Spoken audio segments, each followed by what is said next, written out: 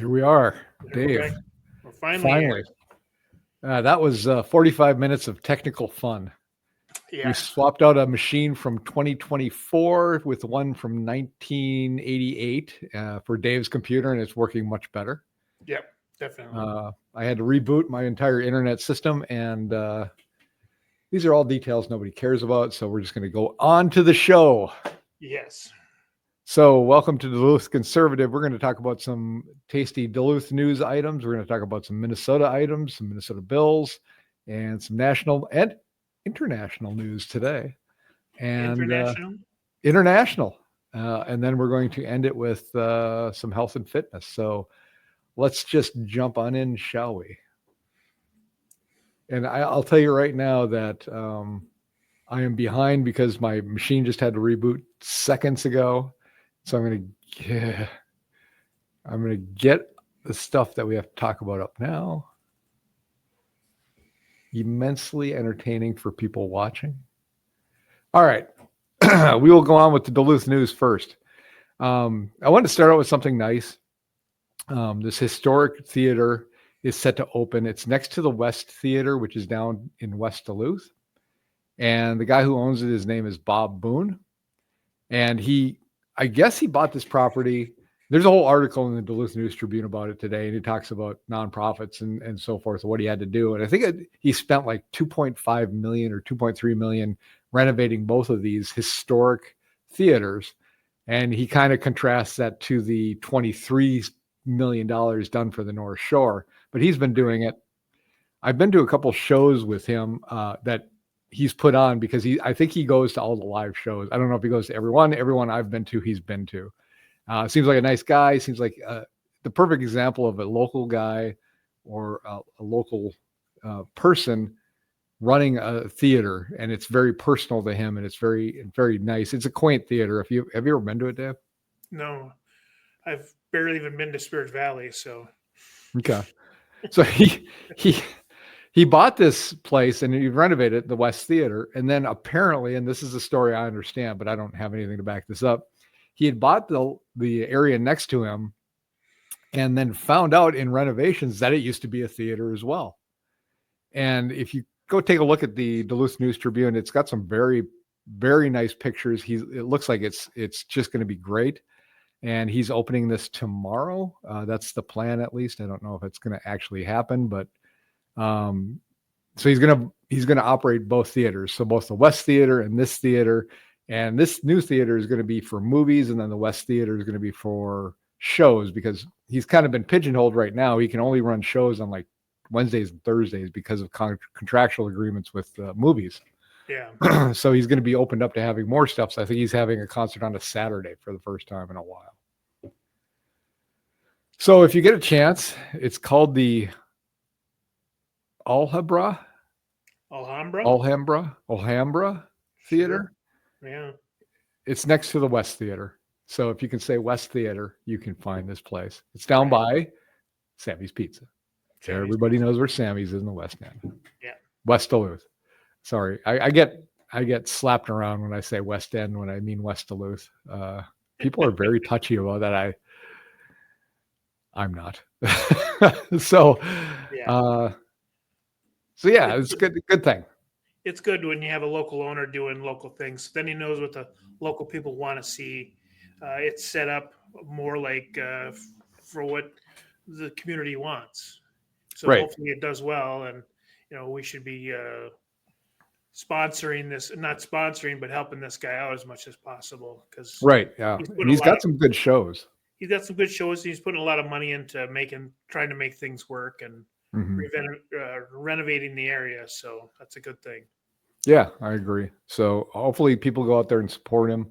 The concerts I've seen there I think I've seen 3 different kinds of concerts. One was the Snoopy or the Charlie Brown Christmas show had a couple years ago. Really, really good. And the acoustics in there are pretty good. And then I just went and saw, I think we talked about this last week, the Elvis impressionist last week, and he was great. And that was a good show. And, Bob is there, pressing hands, walking around with the crowd. I think he just loves it. I think this is just something he's always wanted to do, and he's doing it. So, yeah, hats off to him. That's We'll good. move on to Duluth City Council news. I was kind of struggling to find Duluth news this week, so I did find this. The Duluth Council has put together a resolution to talk about the cuts going on to the EPA. So we're going to talk about this more in the Minnesota legislature, but I don't know what this accomplishes other than writing a letter saying we don't like something. Do you Right. know anything about this? Have you read about this resolution they've had? No, basically, I've come up with the same conclusion you have, is they're just writing a letter in support of, Right. where Trump has always said the first thing we're going to get rid of is fraud and waste. Right. So does the city council think it's a waste of money to be doing that?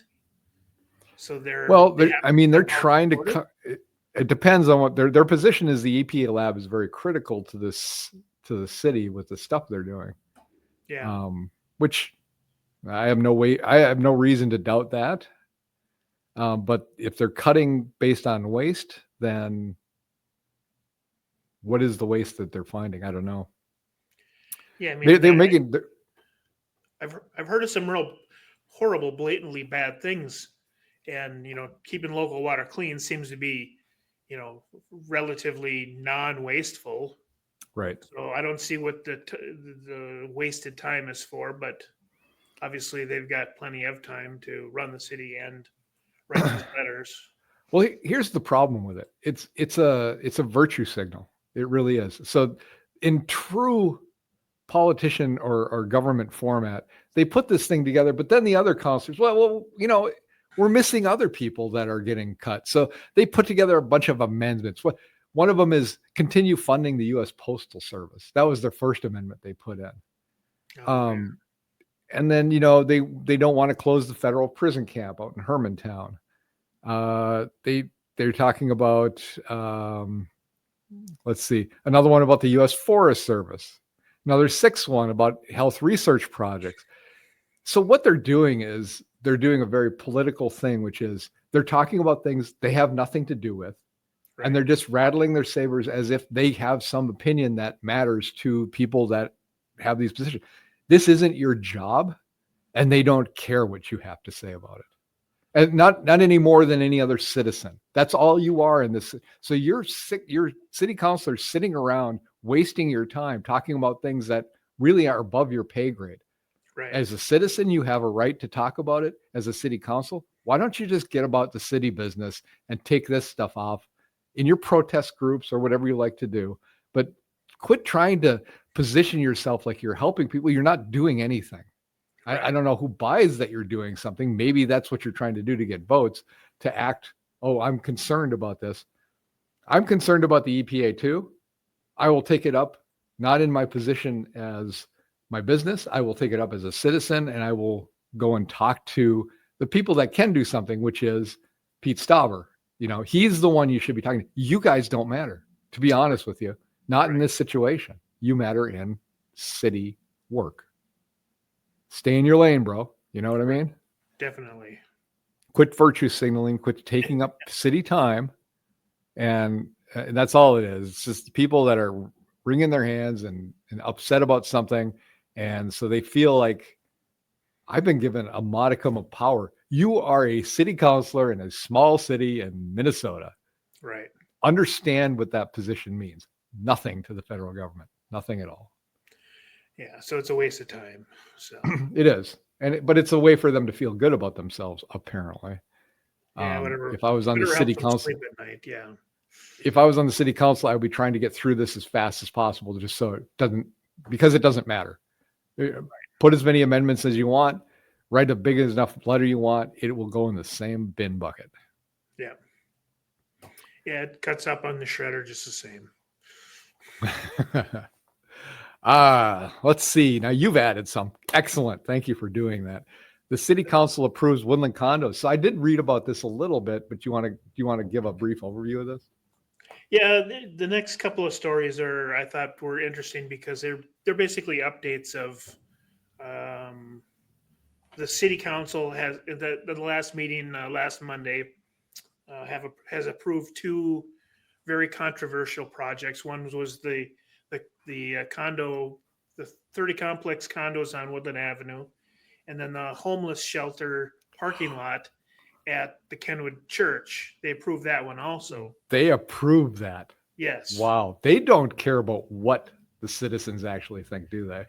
No, and that's why I put them right next to each other, is because there was so much controversy and so much problems with both of them, and the city council ignored everybody other than themselves.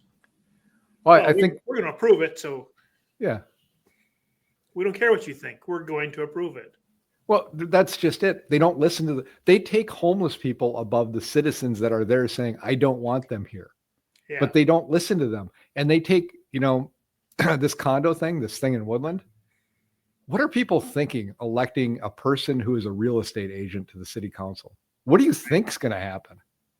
I mean, I think this was clearly her agenda when she ran for this office, is to be able to get into a position to make decisions so that housing can be built here no matter what. Right. That's my opinion. I can't tell you that's for fact, but why would you want to elect somebody who is in real estate development? What do you expect is going to happen? Well, her big claim to fame was she knows about homelessness because she's in the real estate business. Clearly. Yeah, I mean, it's like, well, I used to pump gas, so I should run an oil company. Well, yeah, you should be designing cars at the very least. Yeah, exactly. So I thought these two articles were a little bit interesting, just because, the neighborhoods didn't want them, but they got pushed through anyways. So yeah, I think the one person in the district with the Woodland complex voted against it.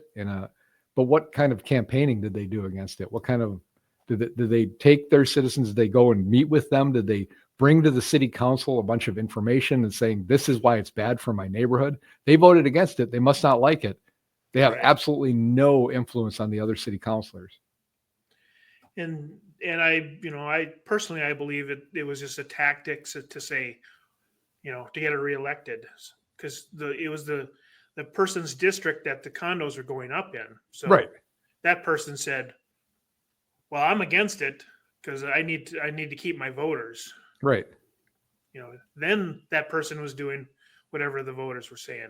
Past that, right. But if they weren't lobbying for it for their voters, if they had no impassioned speech, which I didn't see at the city council meeting, so maybe they did, and maybe that's a good thing. But if they didn't, then they're not really resisting it. They're just putting in a vote that doesn't matter. And that's, I think you're right. That person, whoever that, I don't know who I forgot who voted against it, but I think it's just a trick, because they know that if 8 say yes, then it still goes through. Mm-hmm. So that one person can say no and still campaign on it for the next election. So, and this other one with the Vineyard Church, I think it'd be the worst thing in the world to live next to a church like this. They're making decisions for all their neighbors with their best intentions, and then they go home to their neighborhoods and let the neighbors here live with this result. And to be honest, I am just fatigued with taking care of homeless people. Right. With this city's and not just the city, but our state representatives, the Duluth News Tribune endorsed state representatives go bending over their backwards to take care of people that don't have property in the city itself. Right. And cause a lot of problems here. So hooray, more city councilors doing their job of people that don't live here. Congratulations. Right. Yeah. All right, let's see. I wanted to bring up a different kind of thing. There was a letter to the editor in Duluth News Tribune. I was spanning through those letters today.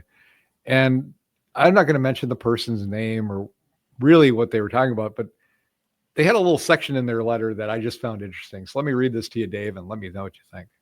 Anyone blaming immigrants or any person not white and probably not male or straight for the country's problem is distorted and meant to create division. I don't understand. I mean, are they intentionally trying to be ironic? They are creating division themselves. They're specifically counting out a very pinpointed set of people: white, straight, male. Yeah.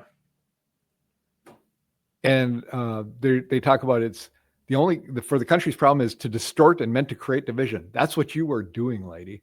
That is exactly what you're doing. Yeah, But definitely. they don't see it. I don't understand that. Well, she's obviously not white, not male, not straight. But the person definitely doesn't understand the point of you can't just point at somebody and say, you know, you people, you white straight male people are the problem, and you're trying to create division. That's what you were doing, lady. Right. Yeah, it's like saying the Democrats are the party of understanding and tolerance when they're the ones out protesting every weekend. Right. Yeah.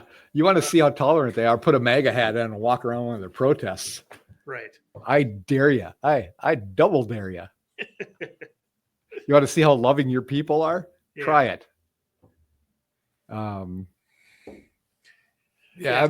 just ironic. I think the word fatigue has to come into play. I'm just tired of this kind of attitude. I'm tired of the people that are just drains on society getting the class seats. Right. How about the people that actually live by the rules, go to work, try to provide for their family? Those are the people you're supposed to be looking out for. But this attitude is the problem with this city, country, you name it. Right. All right. Let's move on to Duluth, unless you have something else for it. No, that's about it for Duluth. There wasn't much going on. So.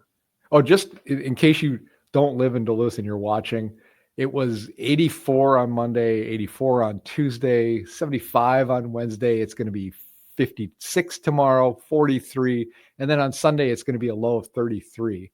At the end of May, we're going to be a degree above freezing outside. So that's going to be a lot of fun. All right, let's talk about Minnesota bills. I scanned these, and there aren't a lot of new ones by our that are chief authored by our two Duluth, Minnesota representatives. But here is some legislature that Alicia Kozlowski has supported. Just come up. Number one, HF 3326, a resolution memorializing Congress to exercise its power and assert its authority in order to support and defend the Constitution of the United States. Again, like the city council going against the federal government, this is the Minnesota House. This isn't the federal House. This is the Minnesota House. You have absolutely nothing to say. Right. And do you think Congress needs to be told, oh, yeah, right. Oh, what's our job? We're supposed to defend the Constitution? I forgot. Thanks for helping out. Yeah, thank you, Mr. Helper. Yeah. Somebody wants to get on the conversation. So I didn't go too much into that one, but I tell you what, there is a link that if you search for it, you look for like Minnesota bills. You can go and search for all the bills that have been introduced. And how many were there, Dave, this time? 3,200, 3,400, something like that.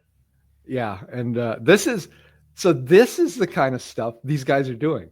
They're spending time creating these bills and trying to talk about these bills. And we're only a couple days from the session being over. And we'll talk about it in a bit. It looks like there's a budget deal with the Senate, at least. I don't know, or a House. I don't know which. I saw Lisa, the House Minnesota Republican majority leader, standing behind him. I don't know who's approved this budget, but we'll talk about that in just a bit. But this is the stuff these guys are spending the waning days of this session doing, is talking about this kind of stuff. Yeah. So let me go to the next one. So, okay, we got our thing out of the way. We've gotten all our problems out with Minnesota or for the federal government.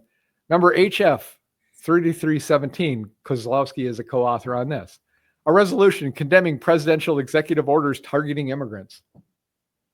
So here's our Duluth representative on HF 3317 talking about the president, talking about immigrants. So I wanted to point out a couple things. I went into this just a little bit. A couple of the whereas. So they start giving their whereas at the beginning and then they resolve at the end. So I'm not going to go through all the whereas, but whereas Minnesota, a state with a proud tradition of providing refuge to victims of persecution and torture, is home to more than 70,500 refugees. We can't absorb that. No. Whereas Minnesota's can and should continue to make progress towards realizing our full potential as a vibrant state with a diversity of people of different cultural, ethnic, religious, and racial identities. Why is that our goal? What makes you think that that is a good thing to do? And we should. Right, we should. They're going to put us in jail if we don't. We can and should continue. Yeah. And you know why we can continue and should continue is because people keep electing these people that, into office that have absolutely no business making any kind of decisions for anything. Right. So be it further resolved. Here's the one resolution. We urge federal lawmakers to prioritize comprehensive immigration policy reform, including creation of a pathway to citizenship for immigrants. Now, what they're not saying is illegal immigrants. There already is a pathway for immigrants. Correct. You're not saying illegal immigrants because you don't want to say that word. And focus on the safety of every community, the economic security of every family, and the rights guaranteed under the United States Constitution. So, as Minnesota lawmakers, we do not have to secure the economic security of every family. You should be working on the citizens of this state and the citizens of this country. Not every person, not every community, not every family. And if you sneak into this country, you should have absolutely no rights under the Constitution of the United States. You are a foreign entity in a foreign land, and you should be treated as such. You should be treated as an insurgent. Right. And at best, your best case scenario is getting ejected back to your home. You know, your worst case scenario is being tried as a spy or, you know, somebody coming in here to do terrorism. Right. And that's why Trump was using the Foreign Invasion Act. Right. To get, you know, to make this country safer a lot quicker. Right. And I believe that's a good reason to do it. All right. This is also another resolution that, you know, basically a suggestion on paper. Yeah, which to the federal government from the Minnesota House, which means nothing. So now we wasted time with these two bills, and they have a bunch of authors. And remember, this is the last few days of this House session before they have to be called in for a special session, which costs us more money. Yep. Okay, so we gotten that out of our system now. Okay, finally, shake it off. We're done messing with the federal government. HF 3302, a resolution memorializing the President of the United States to respect and comply with the rulings of the judicial branch in recognition of the judicial branch as a separate and co-equal branch of government, as contemplated by the United States Constitution. So now these guys are talking to, and they specifically talk about President Trump in this bill, about how you have to listen to the court because they're equal. So you have to listen to them. They will tell you what to do because you're equal. In fact, they say in here, first of all, I'll give you a couple whereas. And they explicitly talk about that guy from Maryland, the M13 member, who was deported to his home country, El Salvador. Yeah. In spite of a 6-3 conservative majority, the United States Supreme Court has ruled unanimously against the Trump administration in order to facilitate the release of Kilmar Albergo Garcia, who was mistakenly deported to a mega jail in El Salvador. Okay. Whereas thus far, the Trump administration, in defiance of the Supreme Court's decision and rejection of its authority, continues to ignore that order, arguing the district court does not have the power to issue such an order, which I agree with. Be it resolved by the legislature of the state of Minnesota that it urges the President of the United States to respect and comply with the rulings of the judicial branch in recognition of the judicial branch's authority as a separate and co-equal branch of the government. Thank you for spending time with this. Yeah. Minnesota lawmakers. If you're going to be useless, why did you run for office in the first place? This is the same as screaming outside of a building when somebody's on the 50th floor what you want them to do. It's annoying and it doesn't do anything. And then the first whereas contradicts itself. In spite of a 6-3 conservative majority, the United States Supreme Court has ruled unanimously. Well, yeah, I read that too, but hasn't quite, because if it's 6-3, it's not unanimous. Well, no, what they're saying is 6 out of the 9 judges are conservative. They're just saying that there's majority of conservative. I read the same thing. And I was like, what? And then I realized what they were saying. So they're not respecting whatever the court is going to say. Well, they don't respect the executive branch, apparently. Or the judicial, because it's a 6-3 conservative majority. Therefore, in spite of that, we shouldn't listen to them, or what? They don't even know what they're saying. It seems like. What I'd like to know is why the Democrats are going all in on this guy. They give this guy more talking time. They've done more for him. They spent more money on him than people that live in this country and have paid taxes their whole lives. They just don't care about us. And this is the hill they're going to try to die on. They are so focused on it because what it does is, just like everything else they do, they want to focus everybody's pinpoint attention on this thing so they have a talking point to argue about. And it's such a crap thing for them to focus on, but they don't care. They have to have something, and their people have to have something to be angry about. And that's what they're going to do. They're going to be angry about this. And this is probably why they're up at the Coppertop Church. They've been protesting on Thursdays, I think, or Wednesdays. I think I saw them yesterday. Yeah. And the funny thing is, I remember when running for state house, we were up on that hill. There's a sidewalk and then there's a grassy hill away from the traffic.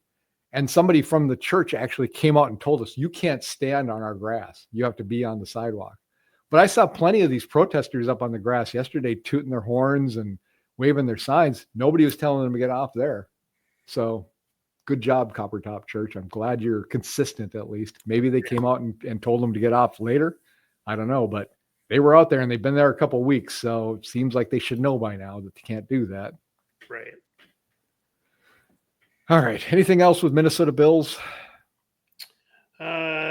No, because the next one is still sort of a Minnesota bill, but it's not. It's kind of halfway in between. So there's one thing I wanted to add in there, but we'll get to that soon because that has to do with the 2-year budget deal. Okay.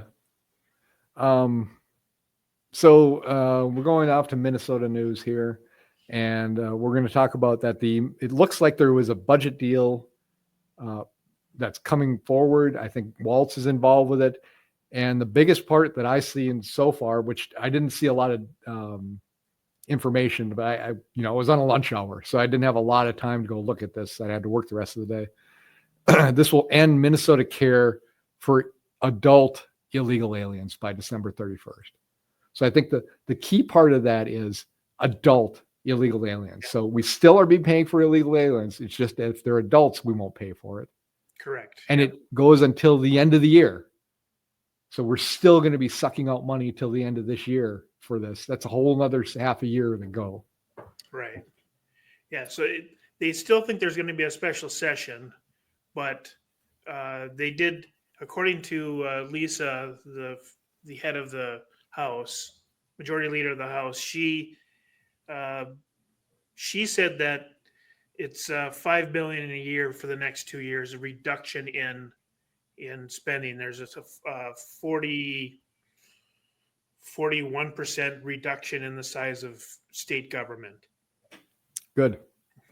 So the next 2 years is $5 billion less than it was. But you're right. The kids will still get covered. The adults will still get covered until December 31st. But it's a good start. They actually held their line. No public schools will get reduction in funding, like the private, because Walz wanted to get rid of all the private funding for private schools and for charter schools. That didn't get touched. The Democrats got their unemployment for like bus drivers and cafeteria workers. Oof. They got that. That is going to be so costly. Yeah, but that was part of the deal. So the Republicans caved on a few things, but the main things that they didn't. So, but there's a huge reduction in the state budget, and that's the main thing over the next 2 years. Is 2 years of starting to at least go in the right direction. So, well, I'm hoping in the next election cycle, the good Republicans, take over the House and Senate and governorship. I hope it happens. yeah, And reasonable people in charge that can understand that we need some services and some things we don't need. That would be a benefit. I can't say that everybody is like that. I know most of the Democrats I know are just full out communists. right. Yeah. But some of the Republicans, I can't tell where their head's at. They just seem to go with the way the wind blows. So, but there will be a special session to get the details of all this stuff, because there's still a lot of the details in committees that have to be worked out. The one that I got brought up my attention to was HF 2446, which was the agriculture bill, and basically they're still giving $1.7 million to Second Harvest, where the lady was just caught. The CEO that she was paying herself over $700,000 a year. So they're still going ahead blindly giving them money. So they didn't really fix anything on that yet. So hopefully, holy God, how much money are they giving them here? Well, I seen the three sections that I added up are 1.7 million. So I don't know what the total is, but that's what I found originally. But I've seen 1.4 million for. This bill is huge. Yeah, holy cow! And that's why they got to work out the details in special session. But this is be something you should be able to add it to your bills that you want to introduce. Is any nonprofit, this compensation has to be, reasonable, not 700,000 over, right, less than 100,000 or whatever the true number for that kind of responsibility is. Yeah, I'd say cap it at the governor's salary, any job. Yeah. Yeah, if you're making more than the governor, well, not anymore. Yeah, any nonprofit, and have it. There's got to be a bulk number. So if someone can't run 4 nonprofits and get the governor's salary out of all 4 of them. Right. Yeah, there has to be a limit. Yeah. So. Well, and they say that, if you limit that, you're not going to get the best people. The way the nonprofits are running around this state with all the fraud and everything, you get a monkey hit with a hammer and you get a better job than they've been doing. Right. So, at least they passed a budget bill. It's going to go into special session, but at least they got something done, which I never thought they were going to. So. Right. Well, they had to do something. I mean, right. There had to be concessions on both sides. And the problem is that the Democrats just want to suck more and more money off from you to give it to other people. And I used to think that was just somebody saying that. No, this is actually what they want. And if you look at any of the bills that Pete Johnson supports, it's all about taking money and giving it to somebody else. Wealth redistribution. So if you're working, congratulations, you work Monday, Tuesday, and part of Wednesday for the government. And then you get to start working for yourself. And that's going to just get worse. Pete Johnson talking about it, he's like, well, we want to raise funds, but those rotten Republicans aren't letting us increase taxes. So we're just going to have to increase the value of your house and increase property taxes. Oh, well, great, Pete. Some solid thinking there.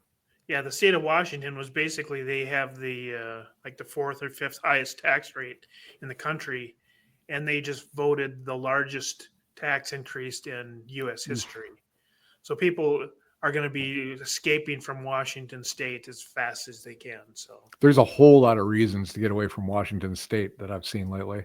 yeah, That's just one of them. right. Well, I'm going to talk about a very controversial subject here. So hold on. Derek Chauvin. This is the cop that arrested Floyd and put him down in a hold on the pavement with his knee. And he subsequently died. Now I'm skipping over a whole lot of stuff when I say that. Right. And so the high level story is Chauvin did that. The suspect died. And then the rioting broke out for 3 days in Minneapolis.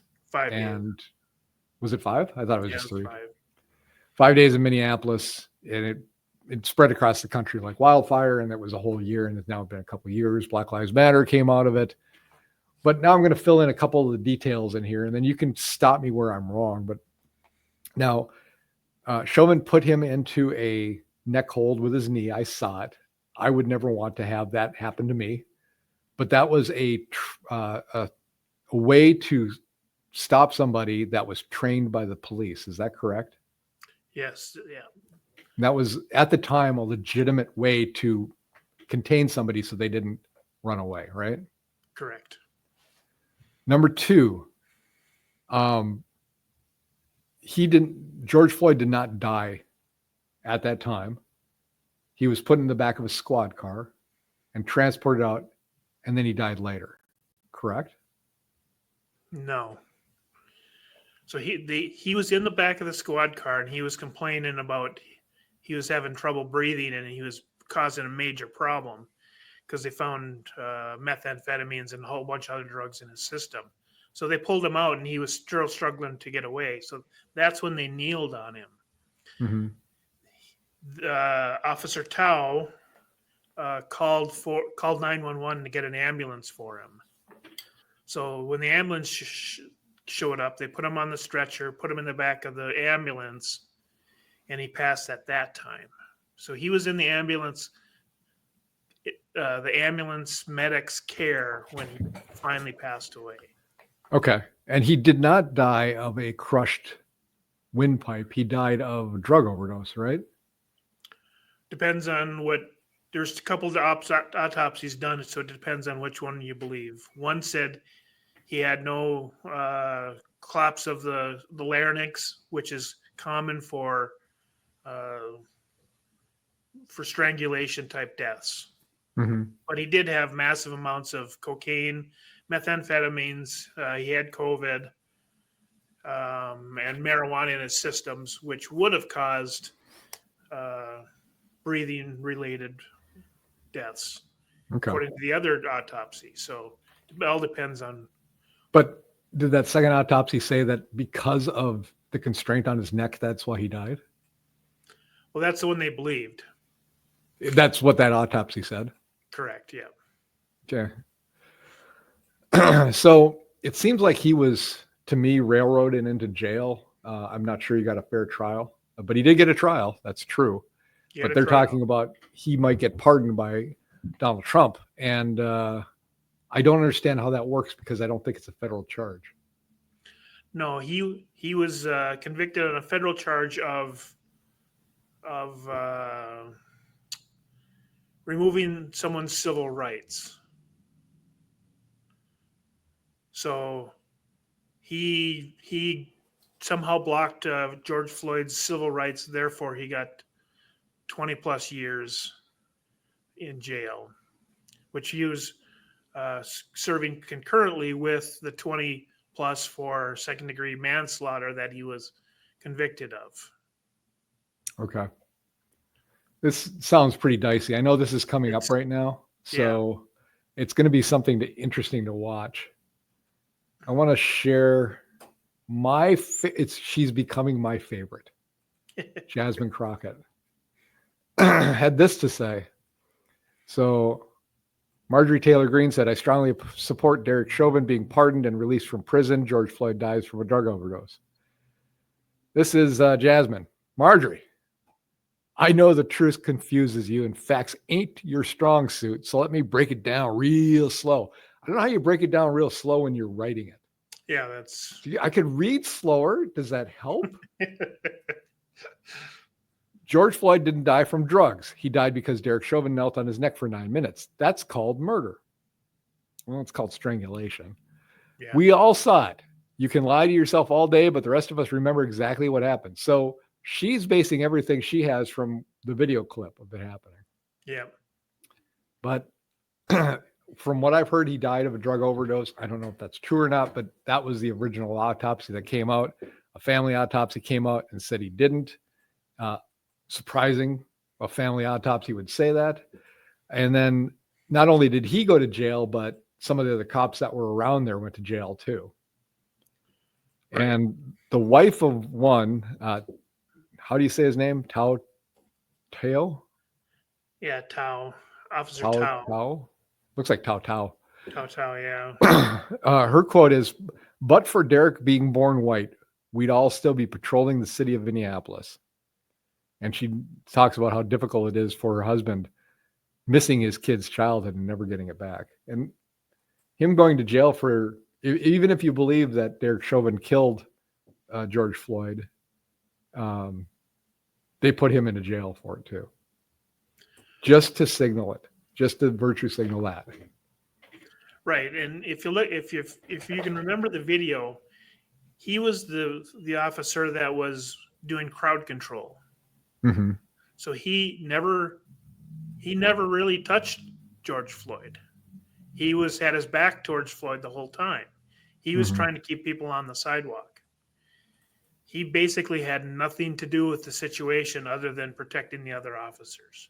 And they threw him in jail for 5 years for that. Beautiful. And another officer, that was his third day on the duty. So he was just doing what he was told. Yep. Well, if they pardoned him, I wouldn't shed a tear for that. I think he served a lot of time for something that probably would never have gone for anybody else. He would not even been charged as performing his duties. And I think they threw him squarely under the bus for political gain. Yeah, definitely.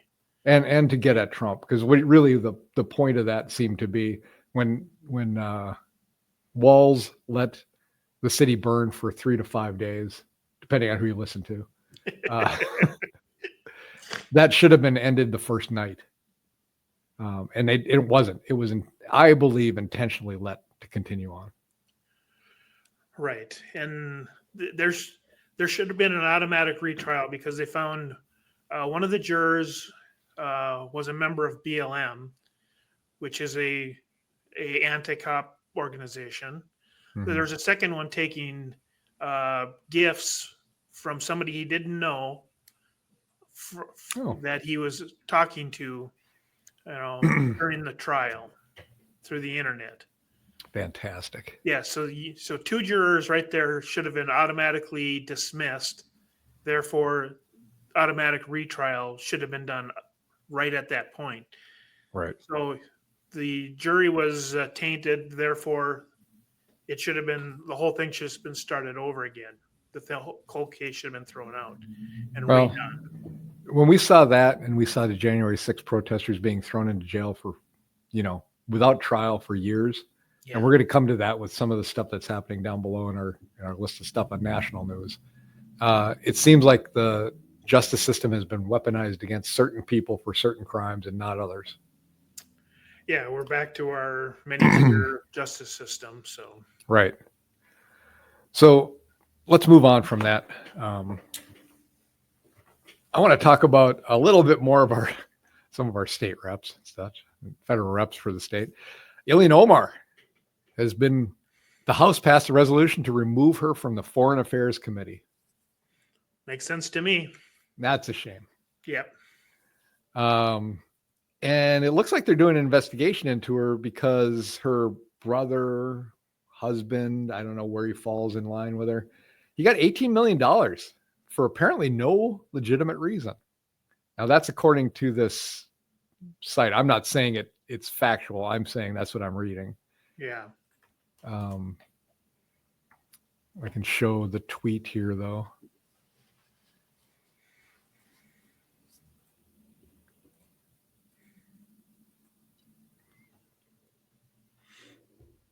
So this is from News Baron. Ilhan Omar's brother husband received $18 million in government grants between 2021 and 2024. According to the Freedom of Information Act, Omar received the grants without applying for them and with no expectation he'd use the money for any specific thing. So, now the bottom here says this story is fake. It came from a satire website. So maybe this is all wrong. Well, along the same lines, but not the same. I just heard today that Michelle Obama was paid $112,000 a month since 2008. Really? For what? Through the GSA account. What's that? Well, that's kind of like U.S. aid.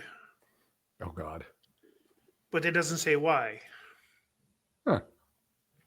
So when I read that story, I kind of believed it because it seemed along the same lines. Right. Like, well, if this is satire, I don't understand what's supposed to be so funny about it. That's not funny. It's just putting out false information. So, right. I mean, if it had a humorous tint to it, that'd be one thing. And I usually snip those out pretty quick. This just seemed like it was all about, this is just all a lie. So, but you know what? First Amendment guarantees you can do that. So I'll just have to be a little more careful and read that from now on. But we got another Ilhan Omar thing. James Carville.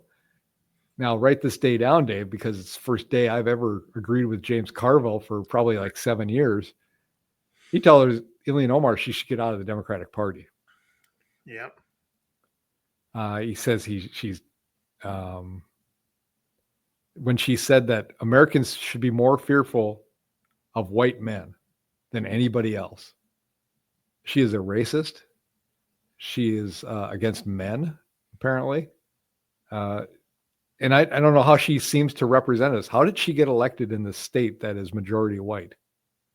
Right. When we are the problem and, we're apparently the most evil people in the world. Well, her current husband is white too. So how does that fit in the whole thing? Great question. And if we're so evil, then why is she marrying the white guys? She found the one good one. Yeah. Oh, I'm going to play you. I'm going to end with the Minnesota news before I go into my bills. I want to do Amy Klobuchar. Because I've said before, if we were trying to get rid of politicians in Minnesota and you had to pick the top one, that would be a hard thing to figure out. Yeah. So let me just play this. Now, it's become stylish to dump on Biden and say that, we were trying to tell you he was mentally unfit for, a long time. And, or either it snuck up on us or, we weren't saying that. We were the ones telling you that he wasn't fit. And honestly to God, that is my favorite gaslighting I've seen lately. Is them saying that they were the ones that told us. Right. So let me share this. If I can find which one to do. Okay. Are you ready? Oh, President Biden is fit to be commander-in-chief. Every time there has been a big moment where the Trump people are predicting some fiasco, every time President Biden rises to the occasion. Making sure that we're able to make every single solitary person eligible for what I've been able to do with the with the COVID, with dealing with everything we have to do with, look, if we finally beat Medicare. Thank you, President. Trump's response to that was gold, though. He said, yeah, you beat it. You beat it to death. It was awesome. But yeah, that's the people were gaslighting all the way up to that debate. And the funny thing about that debate is it was clearly intentionally set up to prove that he was not fit so they could get rid of him. Right. Oh, they've never before had a debate before a candidate has been endorsed, has been through the process and and been given the mantle. They've never had a debate because you don't know who's going to do it until the convention. But this one, they didn't have anybody in the primaries, and they knew what was going to happen if they went against him. And so they did this debate to show how bad he was so they could oust him. It is exactly what they did. And then they ran a candidate that didn't win one primary vote. I won more primary votes than Kamala Harris did. Right. And I'm making as many policy decisions as she is too. So it kind of works out. Let's see. So that's it for this. Let's switch around to my bills because I like to do this every week. And I actually did add a couple.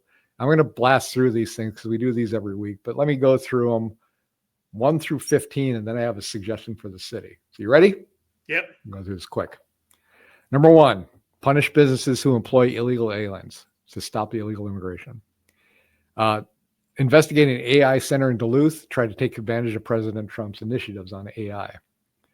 Try to take advantage of manufacturing and incentives. That's number 3. Work with the Duluth City reps because I would be a Duluth City representative if I won, and work with the city to find out what they need and try to get manufacturing back in this area. If it's north of here, that's great. We still benefit in Duluth.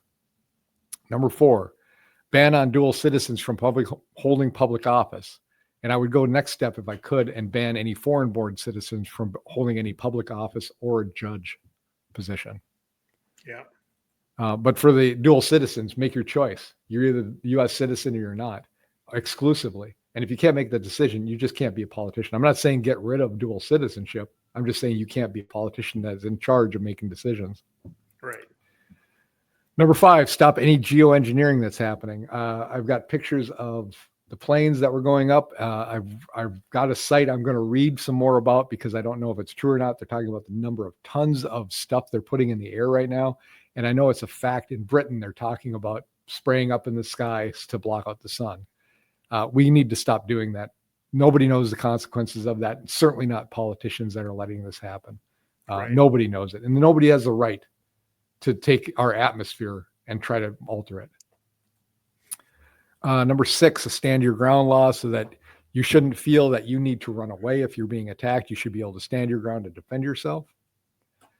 Number 7, banning private equity companies from owning public utility services or any kind of public businesses at all. That's not what private equity firms are good at, and that's not what they're geared for, and it'll be a disaster. Property taxes, I'd like to freeze property taxes for seniors. I'd like to then eliminate property taxes for seniors. Then I'd like to eliminate property taxes altogether. Find a different way to fund things, not something tied to your house, not something they can increase the value of your house and increase the percentage of what they take from you every year. It's driving people who retired 10 years ago, having to back and find jobs where they can't do it physically anymore. Number 9, introduce term limits for all levels of government, including the House, Senate, and governorship in this state. Look at personal vehicles and taxing by weight, because the battery-powered cars, the big go-karts I like to call them, they are 3 times as heavy as regular cars, right? Is that accurate? I don't know for sure. And they're tearing up our roads, and they don't pay the same gas tax that we pay for our internal combustion engines. Looking at taxing or coming up with some kind of fee for bikers. If they want the bike lanes, they're going to have to pay for them, and they're going to have to pay for it every year, ongoing, because they require maintenance, they require extra space, and they're taking space away from cars. So why should the gas tax from cars have to pay for bike lanes? Right. Stop and revoke any Minnesota driver's license for illegal aliens. Completely get rid of that. For the legal non-citizens, licenses should be clearly marked that they are not citizens. And that would be to facilitate my next one, which is require a valid state ID to vote in elections. Yeah, definitely. We cannot have non-citizens voting. You should be able to get a license, some sort of ID, and fight me on that, because I will go to the mats for that one. I think we should have, these are the 2 new ones I did. We should have a voucher program for private education expenses. People that are paying money to send their kids to private schools are also paying for them to go to public schools. They should be compensated in some way, because they're taking their money and placing it in their child's education, taking the burden away from the state so that the parents are taking on that burden of education themselves. Right. And banning gender alterations or medications for anybody under the age of 18. We've decided 18 is the age of adult. Before that, you should not be able to do this to your body. You should not be able to do that to your kid's body.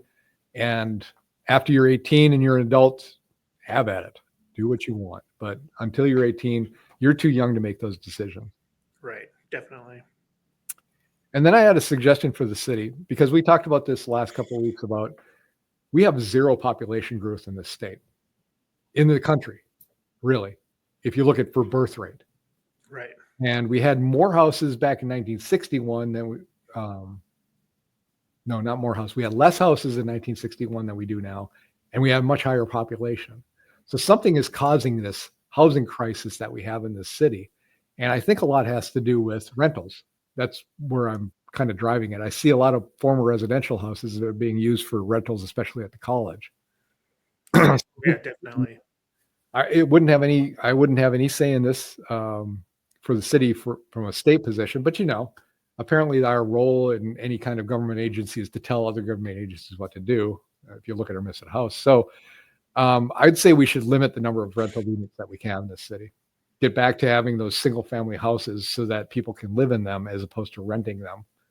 And we control that, I believe, under licensing. Right.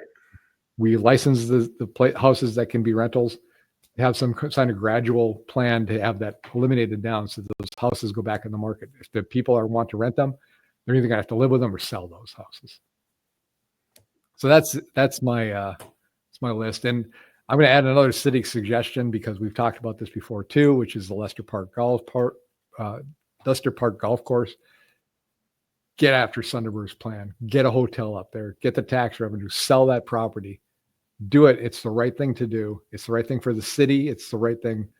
Yeah, and if you have to, go after these guys' ego, this could be something that their name is associated to for hundreds of years, possibly. Right. Build the right hotel there, and it's a mainstay in this state or in this city. That thing can live forever. This could be an ongoing thing, and you put your freaking names on a plaque if you want to. City council passed this. Look at how good they are looking out for the citizens of the city. So those are my bills. That's what I'm into. I'll try to add more to them as we go, but I think that would actually, every one of those would accomplish more than trying to do a resolution to tell the federal government how to do their jobs. What do you think? Yeah, instead of writing letters to the editor, I think you should just start writing, resolution letters to the News Tribune to, I should. The resolution is obviously more important than a letter to the editor. So that's true. What you should be doing. Whereas I believe that illegals shouldn't be able to vote. Yeah. Therefore, I could write it I could write that. Yeah. You just need a bigger thesaurus. I see you have a gigantic thesaurus on your desk in your office. That's a dictionary. I got a huge dictionary. Yeah, it's from like 1941. It's so cool. It's so freaky too, because you look, it has the maps of the nations. Yeah. It's got Nazi Germany in it. It's like a whole lot of crap. That's weird. Yeah, but you can use some of those words from the old days and make it sound more important. You can stamp resolution on it. We'll, get a notary stamp somewhere and we'll stamp it. And so it's official. And I'll do that. And I'll send one off to President Trump about my, I resolve this is what you're going to do now. And, talk to the Supreme Court, and I'll send it to everybody. I'll send it to, the leader of France, because that's as much impact as the one the Minnesota legislature is doing, I swear. Right. I resolute that the president will only go to McDonald's once a week. That could cut. I could get Secret Service. Yeah, you could. What did you just say?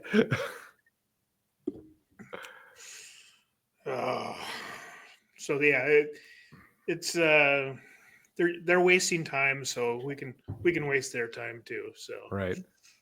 All right, let's move on to some national news. I think I'm gonna pound through these pretty quickly though. We got a lot of stuff on here, and I like to touch on it all, but I'm going to talk a little bit about the COVID shot. I hesitate calling it vaccination, although now they seem to not think that a vaccination should have to do with dead cells being introduced to your body so you develop immunity. And it's this other kind of crazy DNA altering one. Yeah. But Bill Gates, he was overseeing Event 201 simulation. That was a simulation that what happens if we have a massive outbreak and we have all these vaccinations? He bought 1.1 million shares of a vaccination. He then sold the stock 2 years later at a $242 million profit. And a week after that, he announced that the vaccinations didn't work. That's a shrewd businessman. That reminds me of a venture capitalist, but that's not somebody we should be listening to when it comes to our health. Bill Gates is not somebody that we should be listening to for health. No, and that sounds like an SEC violation too. So it seems like it, doesn't it? Because yeah, it seems like almost insider trading-ish. Yeah, because I think they went after the owner of Zuckerberg, the owner of Facebook. I think they went after him for doing the same thing, or I think Elon, because he made some remark about one of his companies that changed the price of the stock. Right. So I'm gonna dovetail into another thing here, which is immunological and antigenic signatures associated with chronic illness after the COVID-19 vaccination. So they're actually starting to do studies on it. I don't think this is peer reviewed yet, but they're working on it. The first thing in the summary is COVID-19 vaccinations prevented millions of COVID-19 deaths. I don't know how they back that up. Right. You had a 99% survival rate if you were under the age of like 80. And it was like 100% if you were under the age of 50. They still gave those shots to kids. And I know firsthand of people who got that shot. And one woman I know got the second shot and then had a chronic pain for a year in that arm where she couldn't lift it up. And that was immediately after the shot. And they couldn't find any reason for it. They didn't know what it was. It finally went away. But I found it very interesting that now they're starting to actually talk about it with research papers. So there is a term for it now, and that is called post-vaccination syndrome, PVS. And if somebody has it, if somebody you know has it, let me know. Give me a story because it's horrible. Right. On a different note, for something completely different, is Spain a democracy or are they a dictatorship? They vote, so it's a faux democracy. So I don't know how many people know about this because I didn't really read too much about it, but you can get, forgive me for not knowing what this is. So I'm going to say it's $1. $150,000 fine if you take out over $3,000. And if you do, you have to go to the bank. You have to tell them you're taking it out a day or two early. You have to give 24-hour notification. You have to tell them what it's for.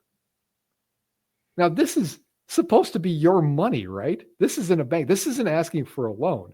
This is actually just when you're going to get 100,000 or more, you'll need to give at least 72 hours notice. For smaller sums over 3,000, you have to give a 24-hour notice.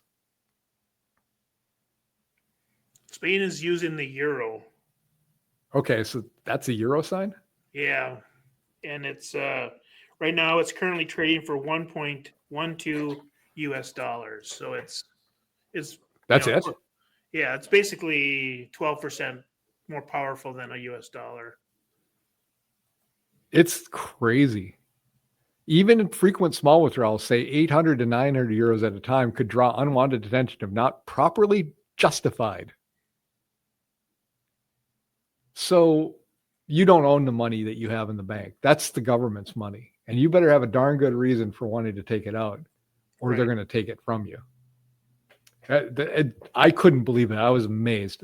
Hopefully I'm not looking at some kind of stupid site that's making this up, but this is Euro Weekly News. So I really don't think it's made up. But it's not, I mean, it's no real different. The US has got a $3,000 limit. So if No, they don't have a limit. The banks need to notify them if you take out more than, I want to say $9,000, not 3,000. yeah, it has to do with time too. But yeah, it's still a pretty small amount for you taking money out. They need to know why. They don't need to know why. They're told They're that you're told, doing it. Yeah. So they can then start investigating. It's not good, but it's a heck of a lot better than this. Right. You know, if I take it out, I know I'm going to get red flagged. They're going to check it out. They're going to see, is this consistent? What are you doing? They're going to check your tax records. They're going to do a whole lot of stuff, but at least they're not saying, what are you doing with that money? You know, they're not taking you to a room. But talk about a reason for not putting your money in a bank. You think criminals are using banks anymore? No, they just store their money somewhere. Well, yeah. I mean, how much? What's your interest you're getting on your savings account? 0.000001. Yeah, they have no incentive to put it in a bank. Yeah. So a bank is basically useless. It is now. In Spain, Right. It is. So the only people getting screwed on this is the citizens, because pretty sure the criminals don't care about it because they're not using the banks. Right. All right. So on a totally different note, we're slamming all over the place. That's why I'm trying to get through this, because they are like, these topics are not in any kind of in linear order. So there's a politician in New York. So they passed a law saying, you know, the Adult Survivors Act, you can go back. I don't think there was a time limit anymore where you can accuse somebody of sexual assault. And it was specifically put into place. And I know people don't want to hear this, but it was true. It was designed so they could go after Donald Trump. They had this Jean Carroll character, and she said, you know, 30 years ago in some place this happened, and I don't know exactly when, I don't know exactly where. Here's the outfit I was wearing that was never in play until like years after it happened. So they did this so they could go after Donald Trump. They wanted to put him in trial. They wanted to put him in jail or give him a conviction so he couldn't be president again. Right. One of the lawmakers, Kevin Parker from New York, who voted for this bill, has now had this happen to him. So a woman had come out and said she has rape allegations, apparently. But so that's not the fun part of it, though. That's just something that's going to happen. But he now says, you know, that law is unconstitutional. Oh, yeah. You pushed it through, buddy. Yeah. Where do you come off saying it's unconstitutional now? Why wasn't it unconstitutional when you were pushing for it? You Right. voted for this. Yeah, because they got the mayor of the mayor of New York, Adams. He was part of the deal. There's another. I'm losing my mind on the next person, but even the Shawn Diddy Combs right now he's part of that trap too. Because you know, the allegations against him that he's currently going through date back well over 20 years, way past the deadline. You know, and the problem with that law is that your memory starts to fade. It's very hard to prove one way or another. And it's very easy to use this as an exit. Like Jean Carroll, I didn't see any of the stuff that she came up with, but it didn't seem very convincing to me. Right. But it's unconstitutional. What's good for the goose, baby, is good for the gander. Oh, yeah, definitely. Let's talk about some good news, because I like to spice in some good news. President Trump has made America, or has signed an executive order to try to make America favorite nations on pharmaceuticals, meaning that we pay the same amount as the lowest priced country pays for their product. So in the past, pharmaceutical companies we've been paying astronomical rates for medication, but then they'll go to another country and they won't pay hardly anything for it. Yeah, because they're charging us for the research and development of those products. That's their claim. That's their claim, yes. So President Trump says that's garbage. So we're going to pay the same amount in this country because we facilitate the research. Right. We're going to pay the low. If you're going to sell it to another country for that price, we get to pay that price too. I think it's really refreshing to see a president that seems to be looking out for the American citizens first, instead of always being the last in the line. Right. It's like being last in, going to a wedding and you're at the buffet and your last table selected. You go there and there's like 3 little dinky weenies and a couple of chips left, and everybody else at the first table is just chowing down. That's us. We're at the end going, "You got any more food?" And they're like, "Yeah, well, we got some gravy. Here's some gravy, buddy." Right. Let's see. The ACLU has dropped their lawsuit. The media was shopping around last week that's saying that the federal government had deported 2 U.S. citizen kids illegally. And Holmgren, the head of the ICE, has said, or not ICE. Was he head of? Is it ICE or is it? Well, basically, yeah. He's in charge of getting rid of these guys. Yeah. He said, no, we didn't deport any U.S. citizens. We deported an illegal alien, and she requested that her children go with her. So we sent them along. We accommodated her and let her children go with her. We didn't deport them. He's absolutely right. You can either cry about keeping families together, or you can cry about this happening, but you can't do both. You can't say you can't do this. We're actually paying money for U.S. citizens to go with their mother back to her country. That's a cost to us, but that's cost of keeping that family together. Right. And they're saying because the kid was sick, had cancer, therefore the child should have remained in the United States. Well, that's a huge expense for the United States. But if the mom wants to bring her with, then that's the parents' rights. I know Democrats don't believe in parents' rights. That's why they're trying to transgender their kids at 5 years old. Well, don't they have cancer treatments in other countries? Or are we the only one? We must be the only one, because that doesn't make sense to me. So, and my question too is, so this is the ACLU. When people were thrown into jail for January 6th for doing nothing but walking around in the people's house of the Congress, ACLU was nowhere to be found. I don't remember hearing, maybe they were, but I don't know about it. And if anybody's watching this and can correct me, that'd be great. I didn't hear one lawsuit from the ACLU on that. That's the kind of thing they live for, theoretically. But no, they pick and choose, and they choose one side over the other side all the time. Yeah, they've turned into a political organization, not a civil liberties organization. Right. I got a 3 for here now.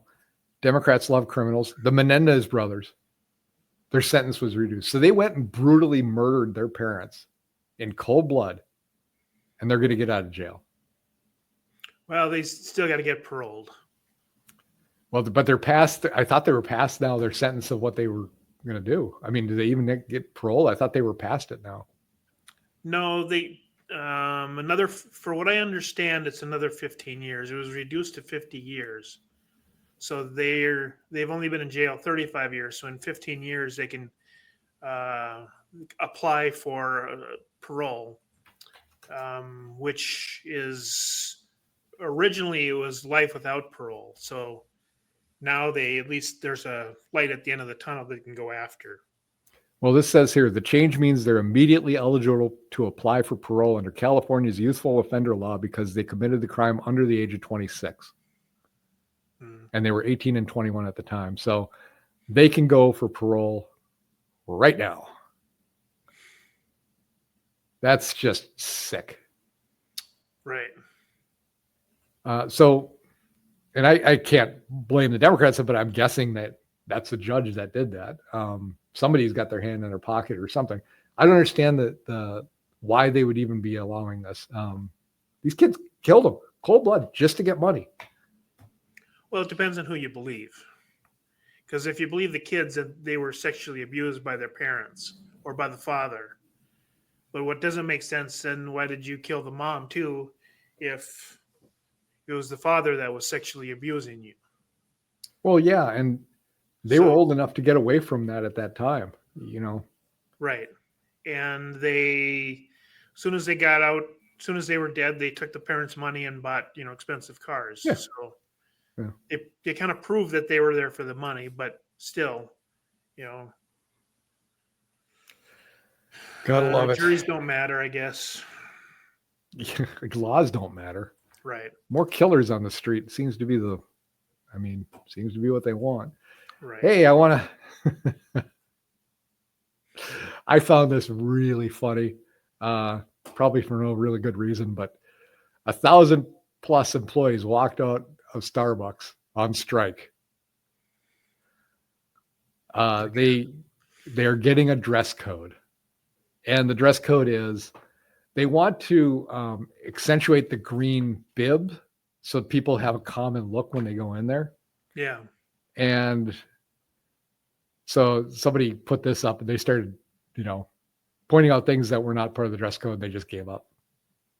And they're like, where will this end? Not letting them wear nose rings. I worked at McDonald's when I was 17 years old, and we had to wear those polyester suits, and you had to wear a hat. And if you were out, you had to wear the hat all the time. And that was the uniform, and that's what you wore.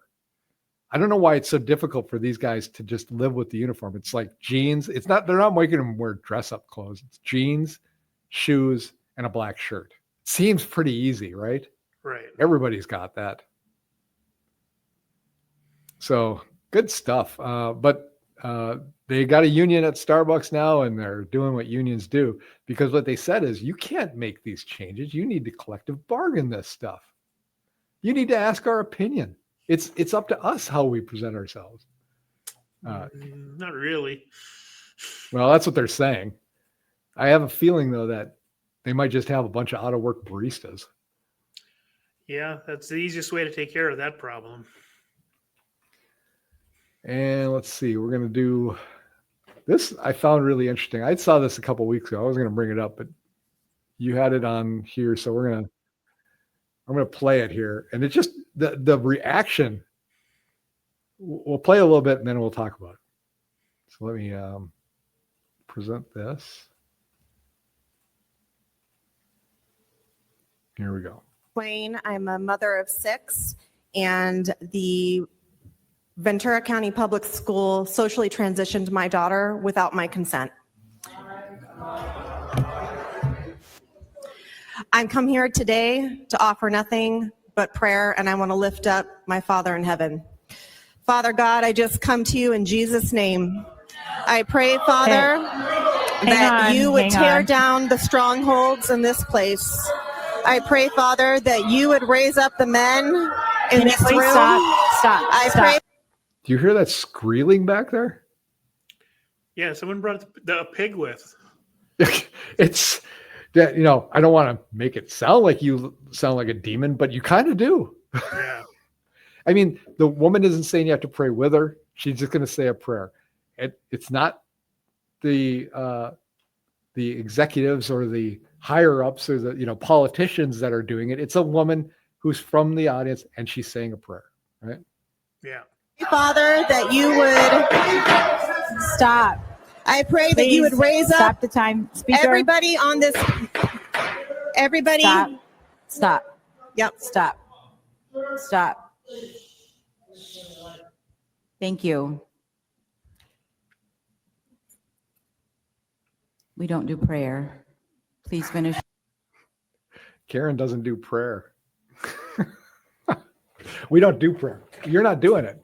Yeah. One of your constituents is doing it on her time. Sure. Please finish your comments. Finish your comments. Finish your comments, please. You have 28 seconds. And I do pray all this in the name of the Jesus, the Son, the Father, and the Holy Thank you. Spirit. Thank you. Jesus is the King of Kings, and he is the Lord of Lords. And I pray that all the high places here will be torn down in the name of Christ. Jesus Thank is you. the Lord of Lords, and every Thank knee, you. Your time every is up. knee will bow. Your time is up. Thank Every you. Your knee. time is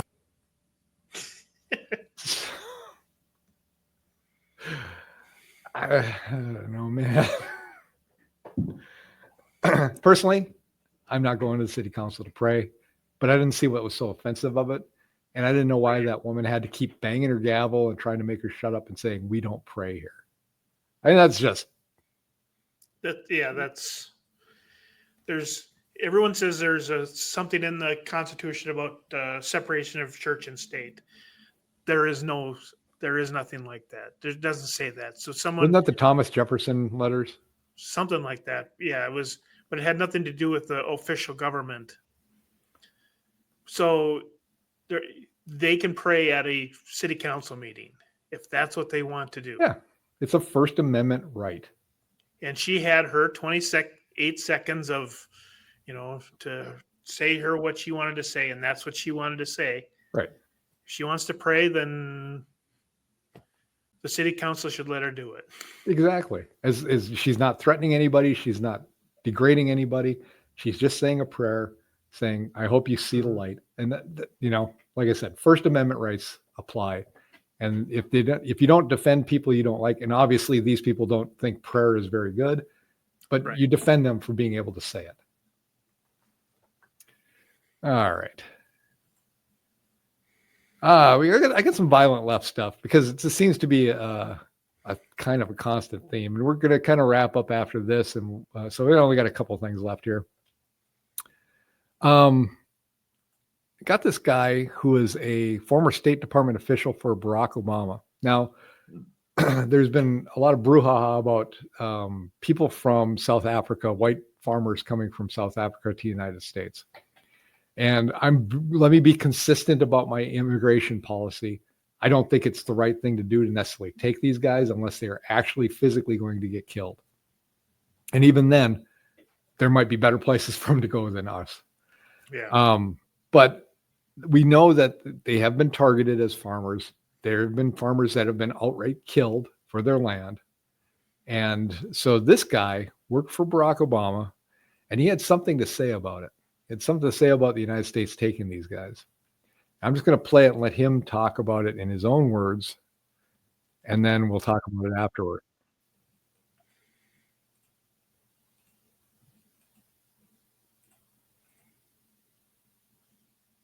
These are the descendants of the people who created the most diabolical system of white supremacy in human history, apartheid. They're not directly responsible for it, but it was a system that actually moved Black people off of the arable land. So they inherited the land that the Black people had to give up. It was called forced removal. It was something called a Bantustan policy, where they moved Black people out of the cities and farmlands into these remote areas with non-arable land. I mean, it was just one of the most worst processes ever. But what has happened in this strange, bizarre world we're living in is that the Afrikaners have become the darling of these right-wing white supremacist movements around the world, that it's like the lost cause for them. It's like the old Confederacy. They're held up as these white Christians who are being dispossessed of their land. It's like this is a modern replacement theory in a country where, by the way, white people make up 7% of the population and own 78% of the farmland. So it's actually, there's no injustice here. There's no injustice here. He goes out of his way for the first half of that to say how bad it was that Black people were pushed off the lands. And then as it's happening to white people, that's not a problem. I don't know how you can hold both opinions. Right. And they are killing them. They're told to leave, otherwise they will be killed. They are just killing them too. It's not Right. just they're following it up. They are killing them. But for him to say, they're the descendants of people who created the most diabolical system of white supremacy. How many of these farmers do you know had anything to do with it? That's like accusing us of slavery or us of, internment camps for World War II. I had nothing to do with that. And you can't blame these people for it. And you certainly can't say, their ancestors kicked them off this land. So now we're kicking them off. And that's a good thing. There is no injustice. That's the best kicker. There is no injustice here. This is perfectly justifiable. That's in their minds. Right. And they're only 7% of the population. Aren't they the minority there? Shouldn't you be protecting them?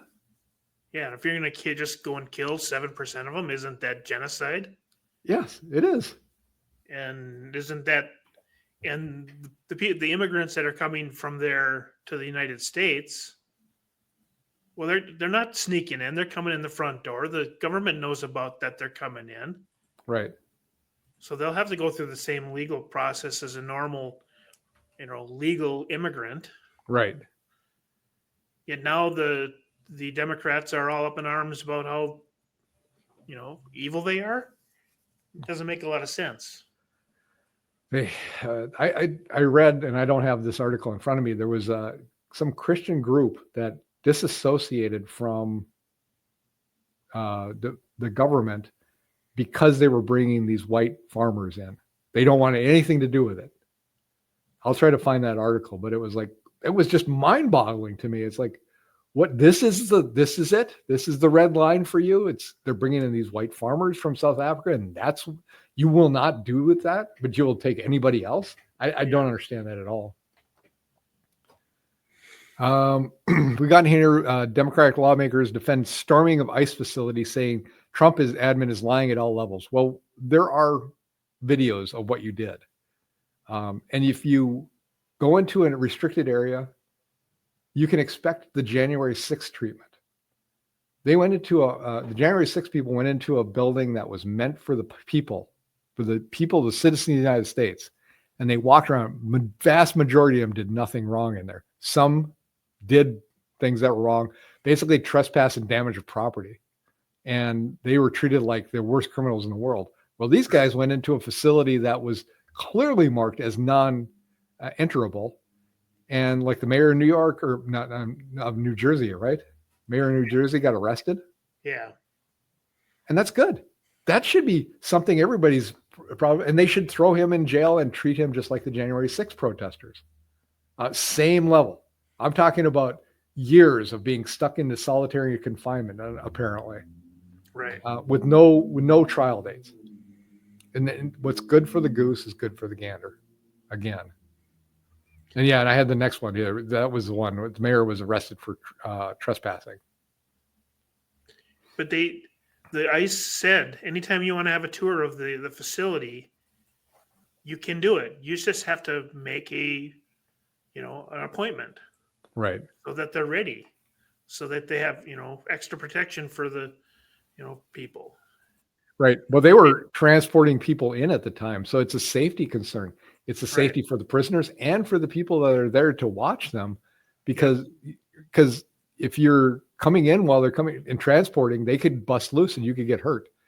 There's a reason for it. And Holmgren has said very clearly, you don't have to help us, but don't get in our way and don't break any laws, because we'll come after you. And then speaking of January 6th, I got one more thing to talk about, and then we're going to be done for today, unless you got something else.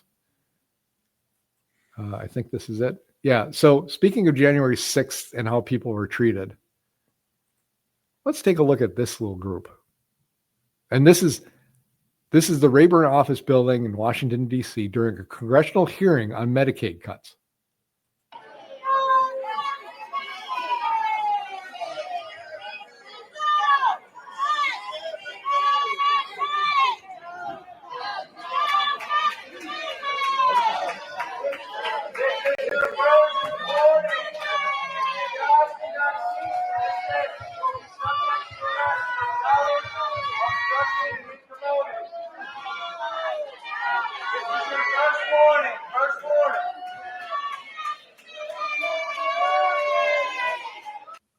I can't listen to it anymore. There's only a couple seconds left, but I'm done. Yeah, where's the January 6th treatment of those people? That's basically what they did on January 6th. So, what's good for you should be good for everybody.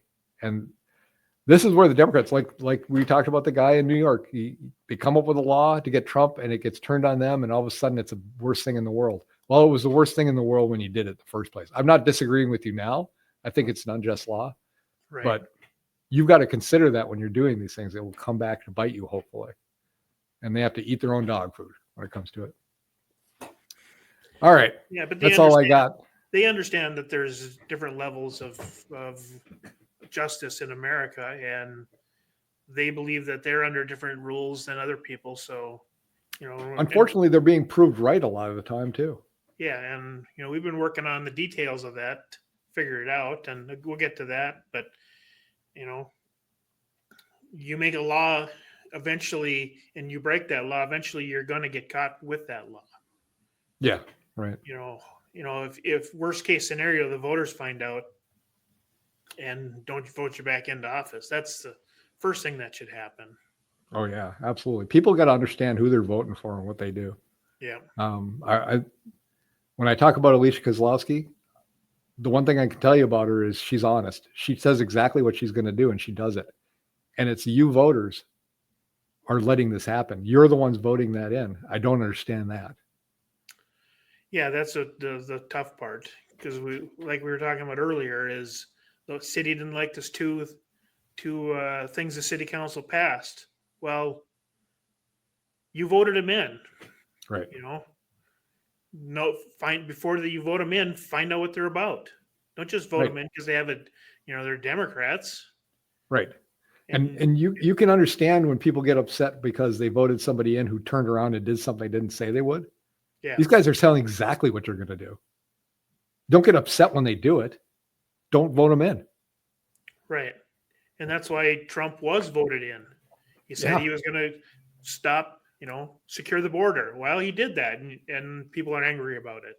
He said he's going to stop waste, fraud, and abuse. He's doing that, and people are angry at him. You can't be angry when you voted him in for it. Well, the best part is they act like the people that did vote him in are upset about what he's doing. Yeah.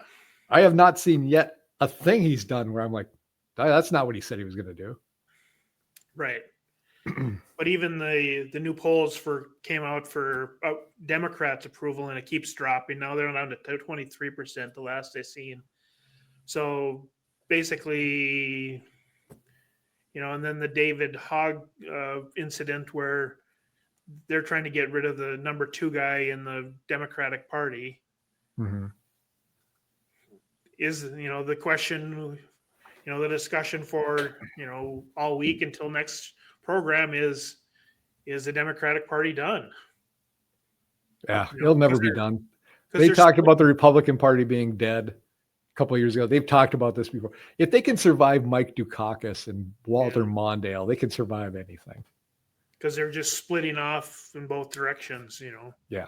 So who knows who's going to actually win the Democrats? So I don't know, but it's kind of fun to watch. Yep. All right. Let's finish up with some health and fitness. Let's see. So first of all, to be totally honest about what I did, I was intending to run the last 3 days. I ran on Sunday, and I don't know what was in the air or if I got a cold or something, but my lungs just went nuts the next day. And I went running one of the warm days again, and then same thing the next day. My throat burned, my lungs hurt. So I don't know if I've caught something or something, but so I've only run like 2 or 3 times this last week. And I did work out last night. So I did hit the weights last night. It was pathetic, but I did it. Yeah, that's good. Even if you do it poorly, you got to do it. Yeah. I did a couple of cardios, but I was injured otherwise for the heavy weights, so taking a break from that. Just did a few cardios, and now it's going to be too cold outside to be outside for cardio. But Yeah, lovely Duluth. Yeah. Get my hat and my big, sweater on and go running outside, possibly. Get your parka and your running snow boots on, and get those big shoes. Yeah, shoes, right? And you can trudge through. I heard rumor of snow. I don't know if it's true or not. Yeah, I guess we'll see. Minnesota. Yeah, but otherwise, like we said before in other segments, please go out, do something, better yourself, mentally, physically. It's good for you. It's good for your health. It's good for your family's health. Good for your mental health to be physically active, and anything can do. You don't have to run. Right. Walking is good. Yep, definitely. Even skipping a dessert a week, that's a good thing. And I was thinking about this earlier. We've talked about this before. If you are to the drop dead point where you're like, I got to do something about my life. I got to get into shape. I highly encourage you not to do both the training, physical training, and diet at the same time. Now, I'm no expert at this, so you know, take this for what it's worth. But I think if you try to do all of it at once, you're going to burn out really quickly. You really have to pick one or the other. It doesn't matter which one, but you start exercising, but keep eating the way you're eating, and then switch the way you're eating after like 3 months. Yeah. Take them at one at a time. Otherwise, I've seen people, they work out really hard and they're frustrated because they get really sore. You know, it feels good the first day, and then the second day, oh, third day, you're like dying, but you go do it again and then you're really sore. But at the same time, you're not eating the food you want. See, now you're torturing yourself with food, and then it just collapses after about a week. So my advice is to do one, then layer the other one on top, and hopefully you'll get through it.